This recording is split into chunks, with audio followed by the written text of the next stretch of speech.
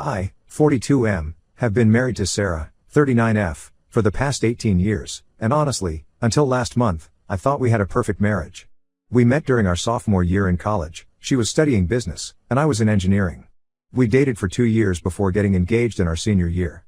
Everyone said we were the perfect couple. We got married right after graduation and started building our life together. 2 years into our marriage, we had our son Jake, and everything seemed perfect. I had a good job at a tech company, Sarah was climbing the corporate ladder at her firm, and Jake was growing up to be a brilliant kid.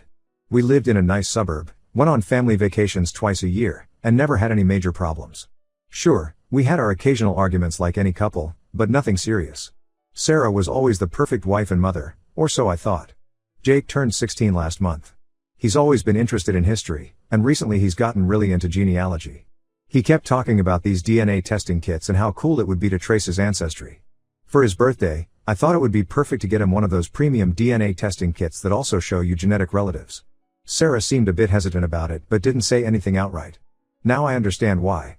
2 weeks ago, the results came back. Jake was excited to explore his heritage, but what he found instead changed our lives forever. Through the DNA matching feature, he discovered he had a half-sister, Amy, 16F, living just 2 hours away from us. At first, I thought it must be some kind of mistake. But then Jake showed me Amy's profile, and my heart stopped. She was born just 3 months before Jake. I remember that period clearly now. Sarah and I had gotten engaged, but about 7 months before the wedding, she suddenly got cold feet. She said she needed space to make sure she was making the right decision. We broke up for about 2 months. When she came back, she was full of apologies and said she had realized I was the one she wanted to spend her life with. We got married as planned, and 2 months later, she told me she was pregnant with Jake. When I confronted Sarah about Amy, she tried to deny it at first. But after hours of arguing and crying, she finally confessed. During our break, she had gone back to her ex-boyfriend Tom. They had a brief relationship, and she got pregnant. But she claimed she had realized she loved me more and came back. She never told me about the pregnancy or about Amy. What makes it even worse is finding out that this wasn't just some secret child she had given up for adoption. Sarah had been actively involved in Amy's life for years. Since Amy was 5 years old, Sarah had been secretly meeting her every few months. She would make up excuses about business trips or visiting old college friends. She attended Amy's school events, sent her birthday and Christmas gifts, and even had a separate bank account to send money for Amy's expenses. She had created a whole separate life that she managed to hide from Jake and me for 16 years. She had separate social media accounts to keep in touch with Amy. She even had photos of all of Amy's major life events stored in a secret email account. All this time, while I thought she was the perfect wife and mother, she was living a double life. Jake hasn't taken the news well at all. He's angry, confused, and hurt. He keeps asking to meet Amy, saying she's his sister and he has a right to know her. But every time he brings it up, I feel sick to my stomach. I know it might sound cruel, but I can't handle the thought of him having any connection to the product of my wife's betrayal. It feels like letting them meet would be like accepting Sarah's lies somehow. Sarah thinks I'm being unreasonable and unfair. She keeps saying that Jake has a right to know his sibling and that I'm punishing the kids for her mistakes. She's been crying nonstop, telling me how sorry she is and how she wanted to tell me many times but could never find the courage. But how can I believe anything she says anymore? She's been lying to my face every single day for 16 years. I've moved out of our bedroom and have been sleeping in the guest room. I can barely look at Sarah anymore. Every time I see her, all I can think about is how many times she must have lied to me over the years. How many business trips were actually visits to see Amy? How many girls' nights out were secret meetings with Tom? Jake hasn't spoken to either of us in days. He stays locked up in his room and only comes out for meals. Sarah's family found out about everything last week, and they're divided. Her parents think I'm being too harsh and should give her another chance for Jake's sake. They keep saying that what's done is done, and breaking up our family now won't change the past. But Sarah's sister actually sided with me. She said she couldn't believe Sarah could maintain such a huge lie for so many years and that if she could lie about something this big, who knows what else she might be lying about. My own family is furious with Sarah. My sister, who was always close to Sarah, feels particularly betrayed. She's been texting me nonstop, telling me I need to leave Sarah and that I deserve better than someone who could lie to me for so long. My parents are devastated too. They adored Sarah and treated her like their own daughter. I've been thinking about divorce, but I'm worried about how it would affect Jake. He's already dealing with so much, finding out he has a sister he never knew about, realizing his mother has been lying his entire life. Would divorcing Sarah just add to his trauma? But then again, how can I stay married to someone I can't trust anymore? Every time I think about those 16 years of lies, I feel physically sick. All those memories of our supposedly perfect marriage are now tainted. Was our whole relationship built on lies? Were there other secrets I didn't know about? I keep replaying every moment of our marriage in my head, wondering what else might have been fake. Am I wrong to refuse Jake's request to meet Amy? Should I just swallow my pride and let them meet? Am I being an asshole for potentially denying my son a relationship with his half-sister? I honestly don't know what to do anymore. Update 1 first, I want to thank everyone who commented on my original post. Reading through your responses made me realize I was letting my anger at Sarah affect my judgment about Jake meeting Amy. Many of you pointed out that I was punishing 2 innocent teenagers for their mother's mistakes, and you were right. After a long conversation with my sister, who helped me see things more clearly, I decided to let Jake and Amy connect through social media first, thinking it would be an easier way for them to get to know each other. But what happened after that decision made everything so much worse. Jake was excited when I told him he could reach out to Amy. He found her on Instagram and sent her a message explaining who he was. Amy responded almost immediately. Turns out she had been hoping to connect with him for years. They started chatting, and at first, everything seemed to be going well. They discovered they had a lot in common, both played soccer, loved the same music, and even had similar tastes in books and movies. For a brief moment, I thought maybe this could work out somehow. But then, 3 days into their conversations, Jake came to me looking absolutely devastated. He showed me screenshots of older conversations between Sarah and Amy that Amy had shared with him. What I read made my blood boil. For years, Sarah had been painting herself as a victim to Amy, making up horrible lies about me to justify why she had to keep Amy a secret. She had told Amy that I was controlling and possessive, that I monitored her phone and email, and that I had anger issues. She claimed that when she tried to tell me about Amy early in our marriage, I had threatened to take Jake away and make sure she never saw him again if she ever mentioned Amy's existence to anyone. She told Amy that she stayed in our unhappy marriage only for Jake's sake, making herself out to be some kind of martyr. Jake was furious. All these years, his half-sister had believed he had a monster for a father. He confronted Sarah that same evening, and I've never seen him so angry. He demanded to know how she could spread such horrible lies about me, especially to someone who had never even met me. Sarah tried to defend herself at first, saying she had only said those things to protect Amy's feelings, to give her a reason why they couldn't be a proper family. But as Jake kept pushing, more truth came out. During his confrontation with Sarah, she finally broke down and revealed something that made everything even worse. Her relationship with Tom, Amy's father, had never really ended. They had been having an on and off affair throughout our entire marriage, meeting up whenever she went to visit Amy. All those business trips, girls' nights out, and weekend conferences, many of them had been excuses to meet Tom. Jake completely lost it after this revelation. He started yelling about how she hadn't just betrayed me, she had betrayed our entire family. He brought up every Christmas, every family vacation, every birthday dinner, asking if she had been thinking about her other family during those moments too. Sarah tried to hug him, saying she loved him and me, that we were her real family, and that Tom was just a mistake she couldn't seem to shake off, but Jake pushed her away. That night, Jake packed a bag and called my sister, asking if he could stay with her for a while.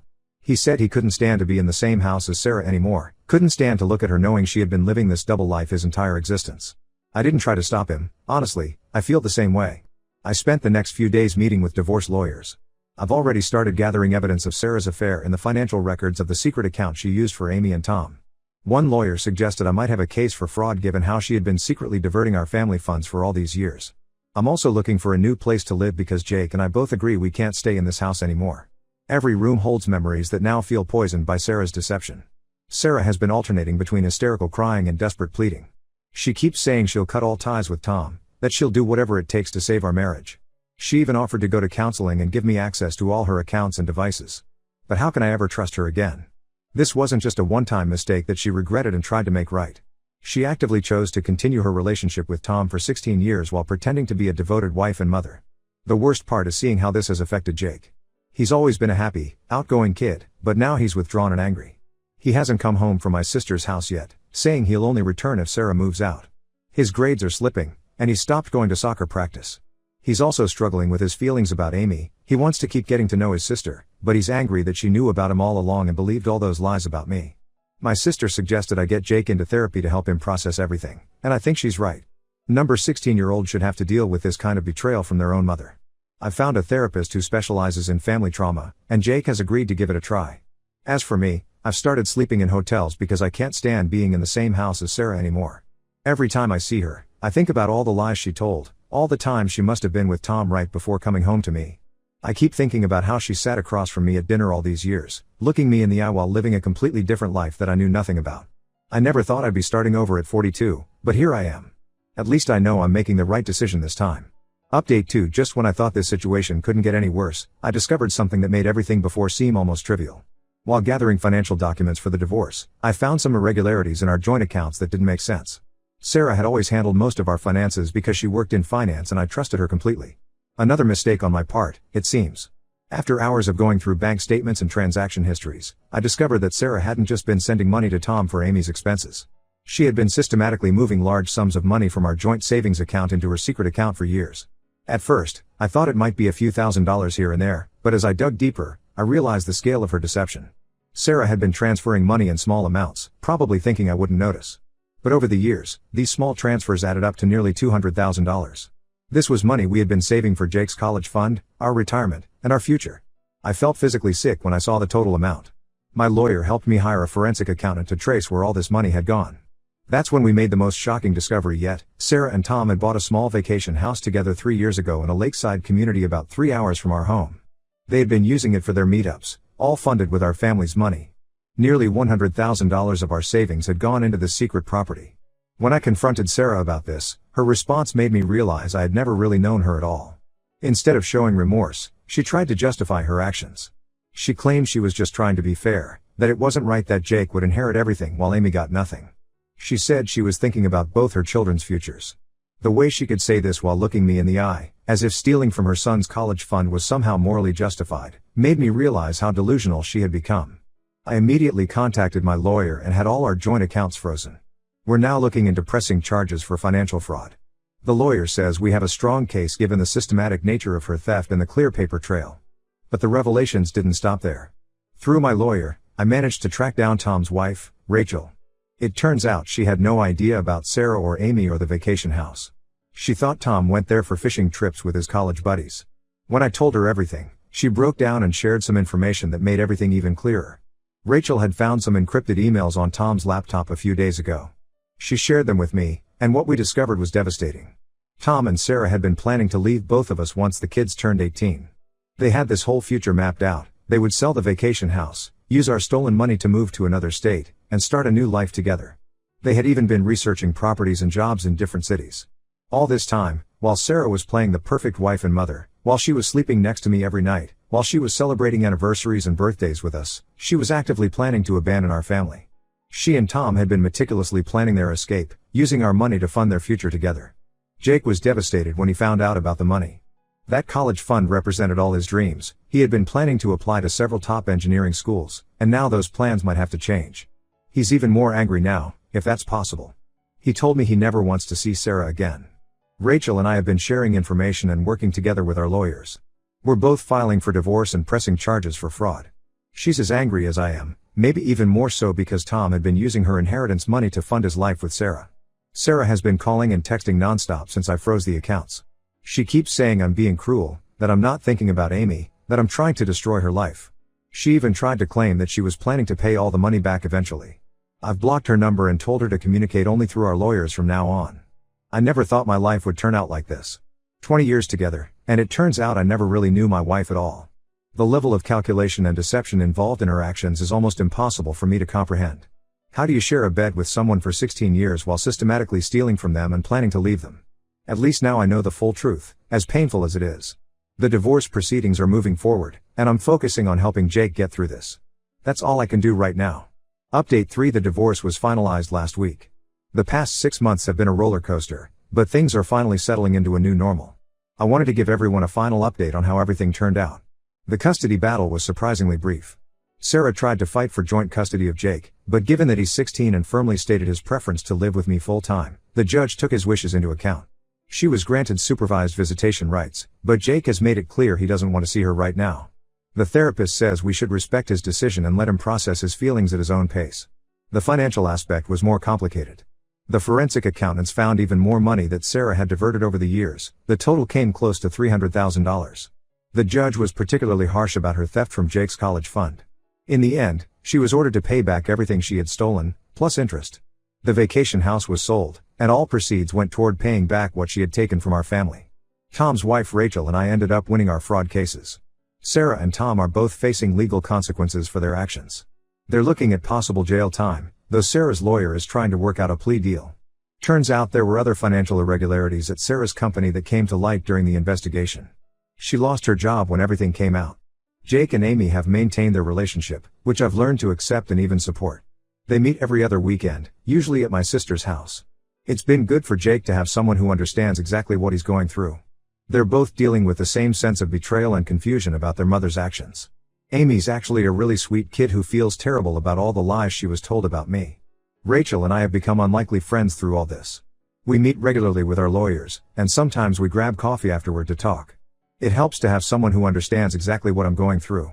She's been incredibly supportive, especially in helping me understand and accept Jake's relationship with Amy. Jake and I moved into a new house last month. It's smaller than our old home, but it's ours, and there are no bad memories here. Jake's grades have improved, and he's back to playing soccer. The therapy has really helped him process everything. We're looking at colleges together, and thanks to my parents' help and some scholarships he's applying for, his dream schools are still within reach.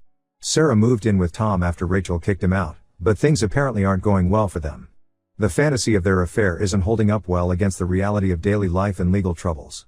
My sister heard through mutual friends that they fight constantly, especially about money now that they've both lost their jobs and are facing legal fees.